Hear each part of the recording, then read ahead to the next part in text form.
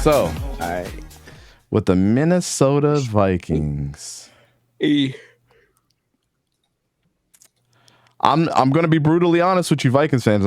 I'm just letting you know. And I hope y'all stay for after this and learn a couple things about some of these players as well. Just because I'm moving to the Minnesota Vikings, I don't want to see the viewership drop because y'all leaving. No, I'm just kidding. Y'all can do whatever y'all want, man. I just appreciate y'all being here. Now let's look through the Vikings draft. Jordan Addison, I had on several mocks on those other guys' channels. Jordan Addison possibly going to you guys. Don't mind that pick at all. But yikes. I feel like that there was still value there that you guys could have got that you needed more, but that's just me. They needed a slasher next to Jettas, though. Yeah, so don't expect him to be Jettas because that's not what you're going to get. Yeah, I'm not saying he will be that. Mekhi Blackman, Pigs 76. Tell me what you like so much about Jay Ward. Mekhi Blackman, inconsistent. I mean, he practiced against Jordan Addison, but the games I saw from him, inconsistent tackler, really good in zone coverage. You know, can play inside, can play outside. But again, being part of one of the worst defenses of all time doesn't make you seem all that great. But we have seen him get burnt time and time again, i.e. going to go watch the Oregon game. Didn't look too hot for him. And name one good receiver on Oregon. Bet you can't. So, Mekhi Blackman. There we go. Jay Ward. Yeah. Probably the worst part of LSU last year was their secondary. And he was a part of that. And Jay Ward was inconsistent against Jahmyr Gibbs. Your primary job as a safety is to tackle. His tackling skills are not all that great. Jacqueline Roy. Jacqueline, I forgot how you pronounce his name. I'm going to just say Jacqueline Roy. Defensive tackle, great pickup. Love it. His interviews, he's fearless. With more weight, he has a right mentality for being an impact player. Just because you had a right mentality, I mean, we've seen a bunch of dummies play in the NFL and become really, really good. I don't think because you interview well makes you a great player. I'm just being brutally honest with you. This is what we do. They call him Jackie Roy. Great player.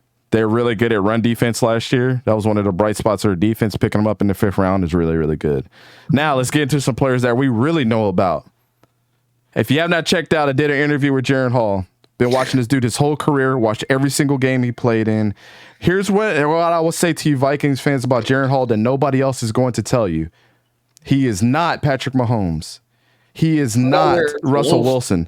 He is nowhere near close to these players that people have been harping that he is. I know some people are joking, but there's no similarities with him. I did see one person say that he's more like Dak Prescott, and I think that is a great comparable to Jaren Hall.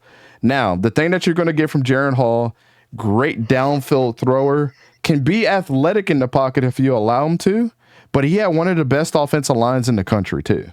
Yes, he did. He has a top next year. His worst throwing that I've seen from him is people that are doing comeback routes or curl routes.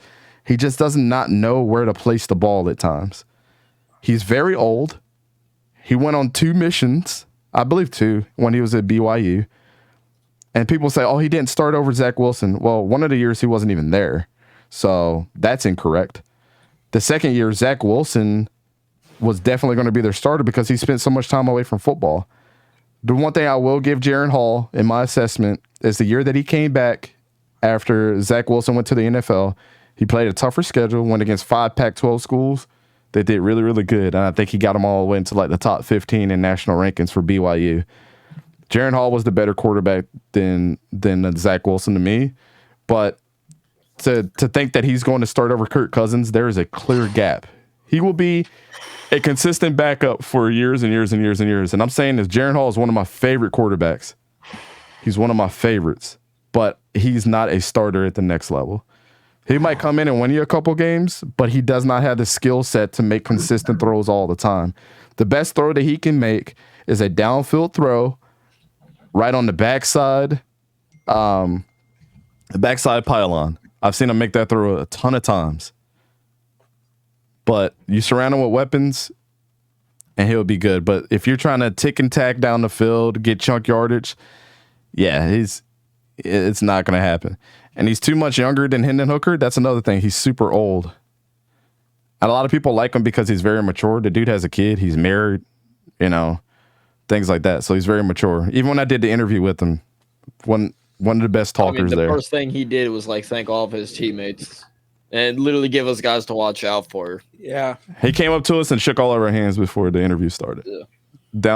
Great guy. Great guy for your team. I slipped a card in the shirt that he got from one of the dudes. On 4th and 5, he threw 8 yards for a first down. I'm sold. I saw that. I thought that was fun. I feel like Hall will beat out Mullins and can be a solid backup. That's it. Yeah, that's about it. That's it. If Kirk does get injured, he can come in, probably win you the game. Yeah. So there's my assistant on Jaron Hall. The last year was not the best year for him. Isaac Rex at tight end wasn't there. He had a really bad issue with his ankle. He's going to be one of the best tight ends coming out this year if he can stay healthy. But to think Jaron Hall is going to be this guy, he's not going to be. Last year kind of showed that. Him feeling more comfortable in that offense. He didn't look all that great. He even admitted, I didn't really start the season all that, He didn't start and finish the season the way he wanted to. He threw a lot of bonehead interceptions. He lost them a couple of different games. I hate to say that, but he did. But yeah, you're looking at your future backup. Dwayne McBride, the biggest knock against him, he's small and he's taken a lot of huge hits at UAB. And saying that you're running, he ran for 1,800 yards at UAB, saying that in a smaller division than a lot of these other guys is really going to hurt you too at the next level. Just is. So you're probably going to use him as a gadget guy. So, you know what I'm saying? Him falling to the 7th round doesn't surprise me. He does have a little bit more value, but that's what you're going to get. So they needed cornerback, wide receiver, D tackle, quarterback. They got all of those, and they needed a guard. Instead of Mekhi Blackman, you guys could have picked up John Michael Schmitz, who's from the Minnesota area, Cody Mock. There was guys there, and you guys felt to pick him up, and you guys went with the Mekhi Blackman. Meaning he's no Zach Wilson. Zach Wilson, I don't think, was all that good. I think he's a better quarterback than Zach Wilson. The thing about Zach Wilson, he's about to learn from a Hall of Famer. And Jaron's not, unfortunately. And Zach Wilson's still going to be bad. I think we all know Cam and KOC are looking to 2024 for the franchise quarterback. And don't think that Drake May or Caleb Williams is going to be those guys either. They're going to take a hit. It's Manny's boy. They're going to take a severe hit down. I mean, if you like Drake May to just dump the ball off to your quarterbacks the whole time, then yeah, he can do that. Wait, Dante, Drake May is that guy. Dante, people are expecting Drake May to take a step up with the new offensive coordinator. Okay. With Antoine Green and Josh Downs being gone, you realize that Josh Downs was the broke records at. I literally seen Josh Downs take a 2-yard pass for 30 yards over and over again. Dante, you got no weapons. A new offensive coordinator. That spells disaster for Drake May. I'm thinking Bo Nix or Jordan Travis. I think Jordan Travis is going to take a fall this year too, and I'm a Florida State fan. It's Bo Nix. That's going to be your guy. Bo Nix is going to be the guy. Why are people saying? So why are people saying that they like Jordan Travis so much? I don't get that either. Last year, maybe. I'm not getting into this with you.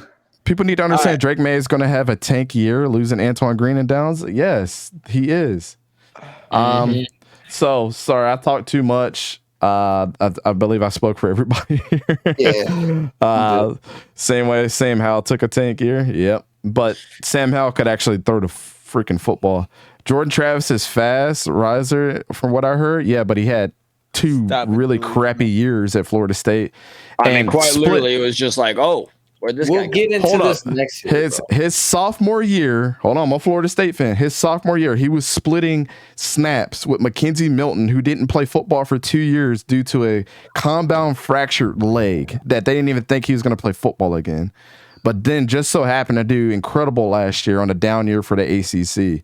I'm not convinced.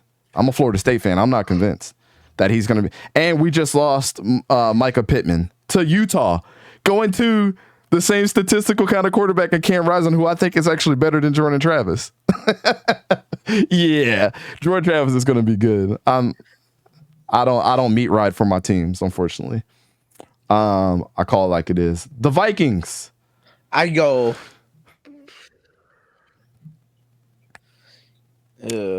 I'm willing to put them.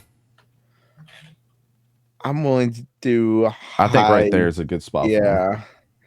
They had a couple good picks, but other than that, not so good. I'd say they're above Dallas. Wow, I'm fine with that.